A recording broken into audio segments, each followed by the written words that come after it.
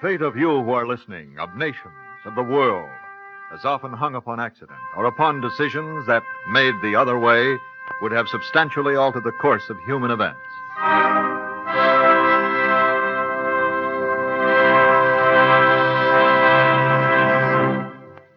Suppose fate had decreed that President Franklin D. Roosevelt had lived out his fourth term. Would there have been a war in Korea? What if by a stroke of fate the Curies had never discovered radium? Yes, much depends upon a stroke of fate.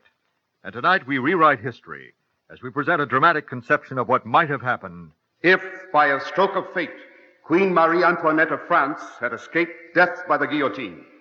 Our story tonight is historically true up to the stroke of fate that changes our story from historical fact to historical possibility. Now may I introduce our narrator for this evening, Mr. Wesley Atty, who will relate our story of Marie Antoinette.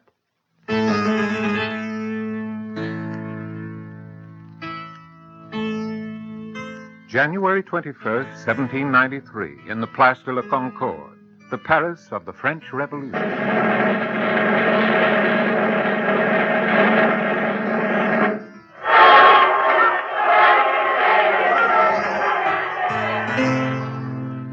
And so died by the guillotine Louis XVI, King of France. His wife, Queen Marie Antoinette, and his family were held captive in a forbidding Temple prison. But there were many plots hatched by supporters of the royal family to help Marie Antoinette escape from prison and death. And one of them, engineered by a daredevil, the wealthy Baron de Batz, nearly succeeded. Suppose it had.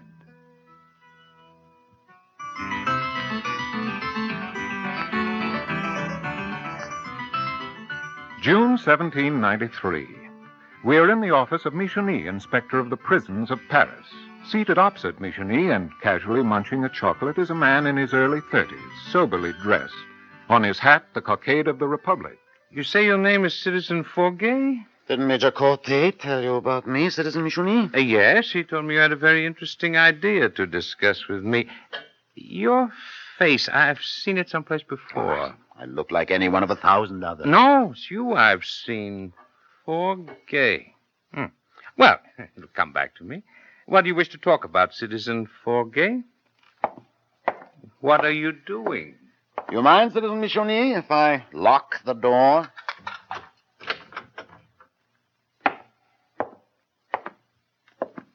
Well? Citizen Michony, I want you to help the Queen escape from Temple prison. What? Now I know where I've seen you before. You're that madman. When Louis was being driven to his execution, you're the one who drew your sword and shouted, "All of you who wish to save their king, join me." Exactly. Of course, I admit it was a trifle harebrained. After all, the king was surrounded by 8,000 armed men. Still, nothing risked. De Batz. The ci-devant Baron Jean de Batz. At your service. You must be crazy. There are 100 warrants for your arrest. I know. It is very flattering. What magnificent impudence. To come to the very inspector of the prisons of Paris, a loyal servant of the Republic, and ask him to help Marie Antoinette escape. Must you point that pistol at me? Come with me. I'm going to arrest you. What? And have it cost you 250,000 livres? Come with... What's this about 250,000 livres? Of course, it's really 500,000 livres. 250,000 now and 250,000 after the Queen escapes. 500,000 livres? The Republic doesn't pay its loyal servants nearly as well. Well, we're very badly underpaid. The Republic should appreciate our services more than it does. But no, she couldn't escape. She could. I have a plan, but your help is necessary. The military commander of the district, Major Corte, is he? One of ours? Oh, yes. He's being well rewarded. Not as well as you are, of course. He's not quite that important. Well, what do you say, Citizen Michony? 500,000 livres?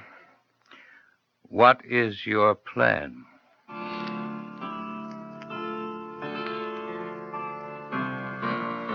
A few days later, Marie Antoinette, known to the revolutionaries since her husband's execution as Widow Capet, is visited in her closely guarded apartment in the Temple prison by Simon, the former shoemaker, now member of the town council, and of the Paris Commune, one of the committees that rule France. An ardent and incorruptible revolutionary. Ah, madame, and how are you today? As well as may be expected, monsieur. And your sister-in-law, Madame Elisabeth, and your daughter, Mademoiselle Maria Theresa Charlotte, where are they? They are lying down in the bedroom, monsieur. I trust they are well. Ah, and what are you doing there, Louis? I'm writing my name, Monsieur Simon. Louis Charles Dauphin. But you're no longer the Dauphin, the heir to the throne, Louis. France is a republic. Capet is your family name. You should learn to write Louis Charles Capet. I will teach you how. Monsieur, I am now my son's tutor. You're a bad teacher, madame. Monsieur, are you quite finished here? In a moment, madame.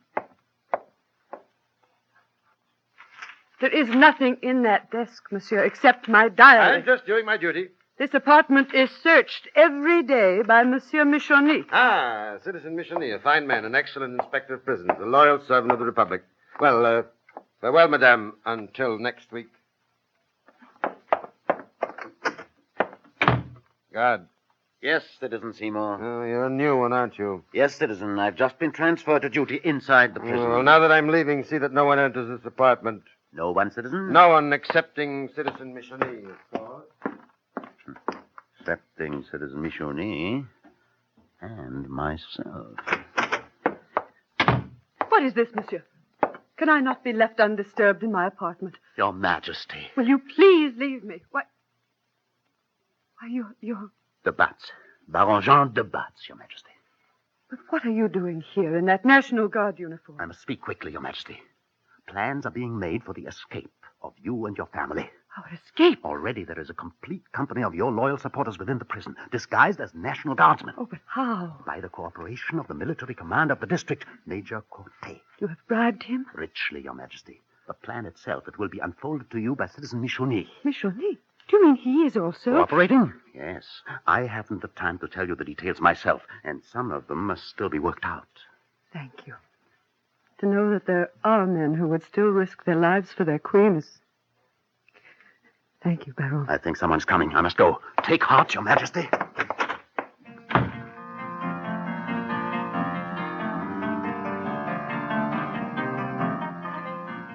In the offices of the Town Council of Paris. Citizen Petion. Citizen Simon. Look a little worried. What's the matter? I've just come from my weekly visit to the widow Capet and her son. Is there something wrong, citizen? Yes, I smell a plot. I demand an investigation. Citizen Seymour, every week when you return to the town council after seeing the widow Capet and her family, you smell another plot. As mayor of Paris, I order an investigation. We find nothing. Look at this table. Well? It's covered with hundreds of demands for investigations of different people. Hundreds of denunciations. Here's an unsigned letter denouncing Robespierre himself. We cannot spend all our time investigating everything. You, as a member of the town council, should understand. I do understand. Citizen Seymour, the widow Capet is closely guarded. Her apartment is searched every day by the Citizen Michonny. They have spies inside Temple Prison itself, and they've reported nothing suspicious. Why don't we have her executed? I have nothing against the woman herself, but she's a danger to the revolution as long as she's alive.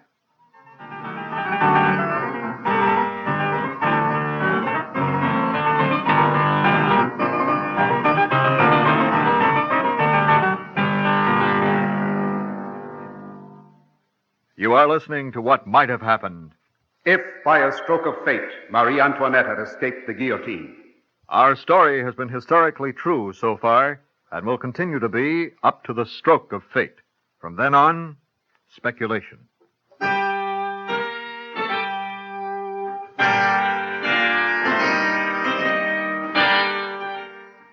It is 11 o'clock, the night of June 21st, 1793, the night of the escape attempt. We're in Marie Antoinette's apartment in Temple Prison. Mama, it's Monsieur Michonny. Yes, Louis. Ah, madame, see you are wearing your military cloak. Yes, monsieur. And your sister-in-law and daughter? They're inside dressing. Madame, you are perfectly acquainted with what you're to do? Yes, monsieur. At a signal from the Baron de Batz, I, Madame Elizabeth, and my daughter are to leave this apartment. And shouldering muskets... Yes, where are the muskets, madame? In the corner, over there. We are then to join a patrol of soldiers of the National Guard. You are certain they are all loyal, monsieur? Every one of them in the patrol is a royalist, completely devoted to you. De Batz has arranged that through Major Corte. Continue, please, madame. Then, with my son in the middle of the patrol, and with Major Corte at the head of the detachment, we will march to the outer gate of the prison. The gate will be opened by order of Major Corte himself. And then, madame... Oh, Baron. Your Majesty, allow me to say you are most charming in military dress. Thank you, Baron. However, I must say it is not something I would select for my own wardrobe. Well, De Batz? Corte has distributed the men I recruited so that they are in charge of all the exits. The great gate outside, however, is in charge of one of your men, monsieur, whom we know it is useless to attempt to persuade. Oh, yes, I know, but... How much longer must we wait, Baron? Not too long, Your Majesty. Some of the soldiers who are not with us have their regular duties to perform, and Corte does not want to arouse any possible suspicion by changing their routine. We must wait until they are out of the way. You have done splendidly, Baron. Thank you, Your Majesty. The carriage is ready, only a short distance from here. You will be pleased to march to it. Monsieur Michonny, if you please, I would like to converse with Her Majesty in private. But, if you please. You may retire to that room, monsieur. Very well. After we get in the carriage, Your Majesty, you and the rest of the royal family will drive with me to a house of mine not too far from Paris, where you will remain for a while. You will be safe there? I own it under another name, Your Majesty, and it has not yet been raided by the police. You will remain there until we are able to safely take you over the border to Austria. Baron, whether we are successful or not in this escape, I would like you to know that I will never forget your devotion and your courage. Indeed, I can scarcely find words to tell you of my very deep appreciation. Thank you, Your Majesty. I must go now. I trust we have but a little longer to wait.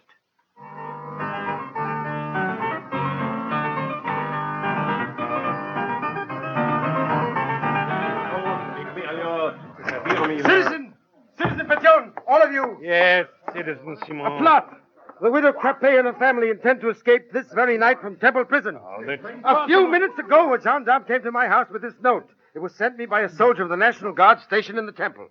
He said he and another soldier had gotten drunk together, and this other man had made him suspicious with his loose talk, and then he found out he was a royalist. Here's the note. Read it yourself. Let me And see. that there were many royalists inside the prison disguised as National Guardsmen. And read for yourself. Citizen Michonny himself is part of it, and... Citizen Michonny, the inspector of prisons in a royalist plot.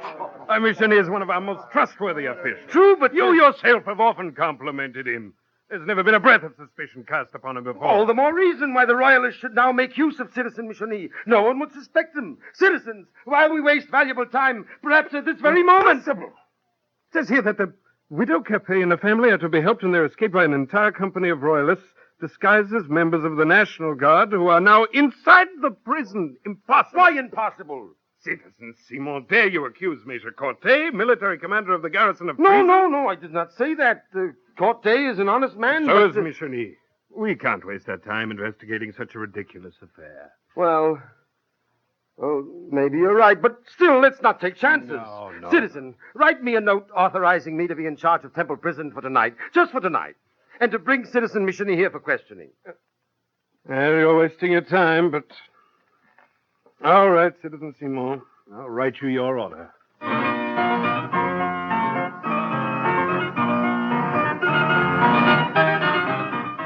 And in the temple prison... There in the yard. That's the Batz's signal. Madame, all of you, gather your muskets. It's time for us to go downstairs. Come, Louis. Sister, take your musket, Maria Teresa. In the temple prison, There in the yard. That's the Batz's signal. Madame, all of you, gather your muskets. It's time for us to go downstairs. Come, Louis. Sister, take your musket, Maria Teresa. in the temple prison, There in the yard. That's the Batz's signal. Madame, all of you, gather your muskets. It's time for us to go downstairs. Come, Louis. Sister, take your musket, Maria Teresa. in the temple prison, They're in the yard. That's the Bat's signal. Madame, all of you, gather your muskets. It's time for us to go downstairs. Come, Louis. Sister, take your musket, Maria Teresa. This is very exciting, isn't it, Mama? Wait. Someone at the outer gate. Open! Open in the name of the Republic! Who is it? I don't know. They'll have to open or arouse suspicion. Go inside and remove those uniforms quickly. I'll hide the muskets.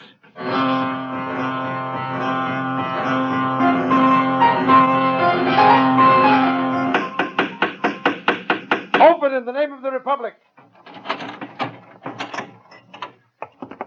Who is it? Who's there? Ah, Major Court. It's me, Citizen Simon. I'm taking over the prison for tonight. Here's my order. All right. Citizen Simon? I'm going up to see Citizen Michonny. I would like one of your most reliable men with me. Of course, Citizen. Private, go with Citizen Simon.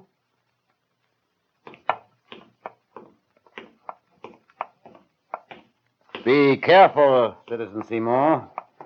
That stairway is in need of repair. I know. Follow me.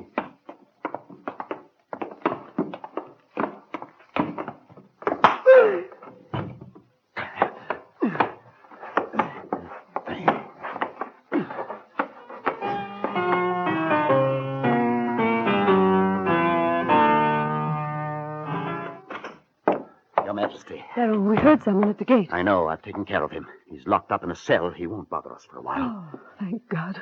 Where's Michonny? He went back to his apartment. He was afraid to remain in ours. Your Majesty, you and your family better put on the military cloaks and hats and the boots. I'll get Michonny. He'll lead you down to the yard where the patrol will be waiting. We have no time to lose.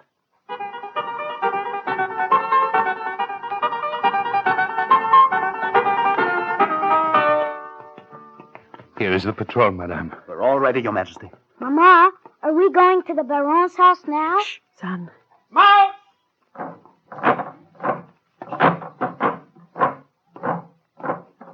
Out! Open the gate for the patrol! Mount!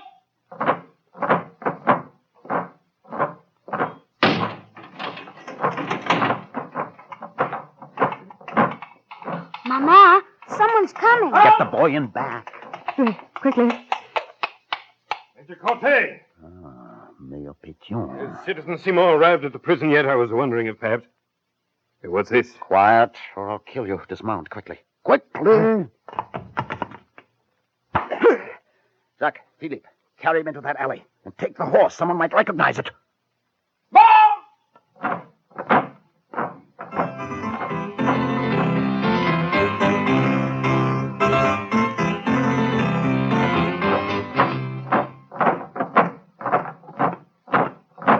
There's the carriage, Mama. Is that for us? I believe so, my son.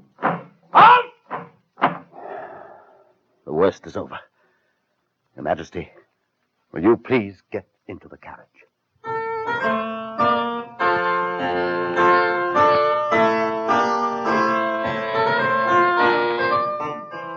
The royal family is driven safely to the Baron de Bat's house not far from Paris, where they remain in hiding for several weeks. Near the end of July 1793, this fantastic baron succeeds in getting the royal family over the border into Westphalia, Prussia, and then to Austria, where rules Marie Antoinette's nephew, the Emperor Francis.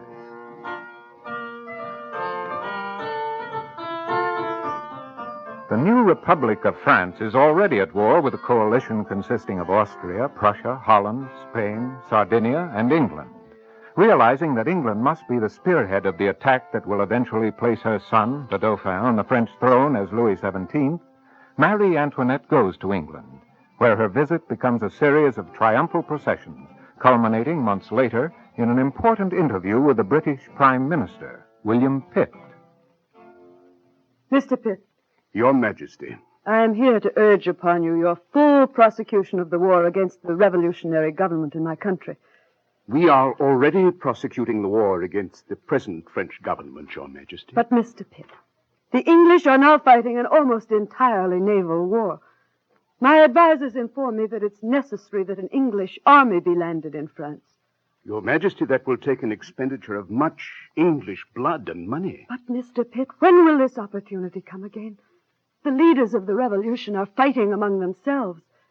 Added to their natural enmity is their fear of the corruption, the treason, as they call it, that made possible my escape.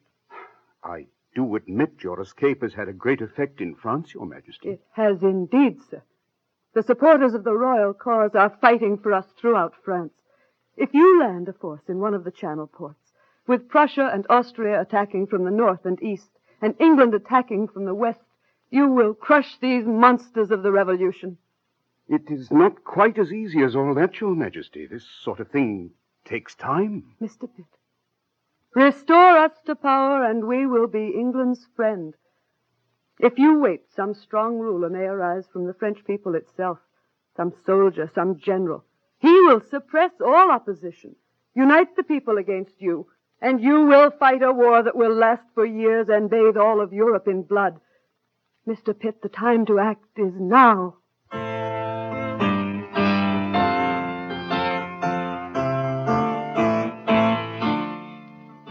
Marie Antoinette's plea has its effect. On April 21st, 1794, 15 months to the day after the execution of her husband, Louis XVI, Marie Antoinette, supported by the victorious armies of the coalition, re-enters Paris, becoming regent of France during the minority of her son Louis. And the French Revolution is a failure.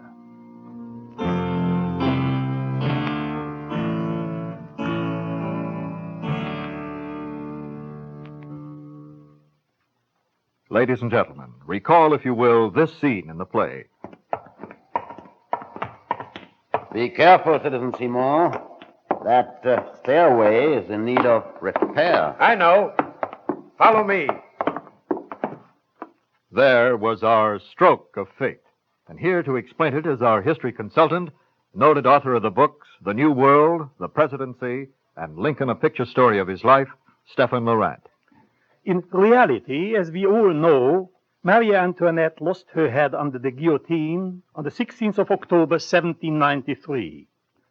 But the story of her attempted rescue is an actual one. Baron de Batz did exist, and he was ready to spirit the queen away when Simon, a member of the commune, arrived at the prison. While Simon rushed up the stairs to see Michonnet, the head of the prison, Baron de Batz followed him, his mind working in feverish haste. He realized that his plan was about to be wrecked.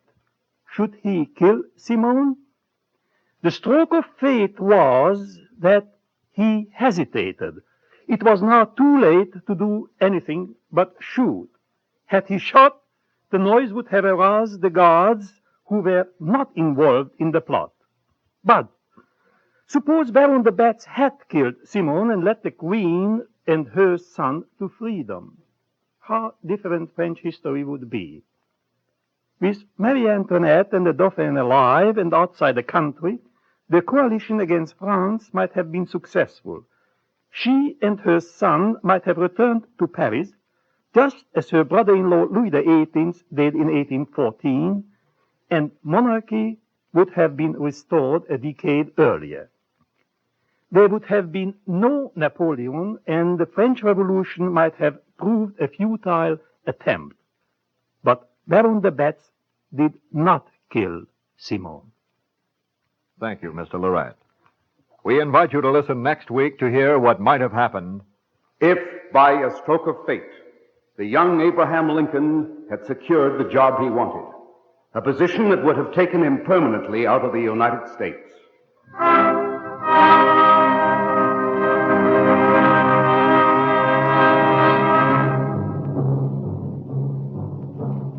Featured in tonight's Stroke of Fate presentation were Anne Burr as Marie Antoinette, Peter Capel as the Count de Watts, Joseph de Santis as Citizen Simon.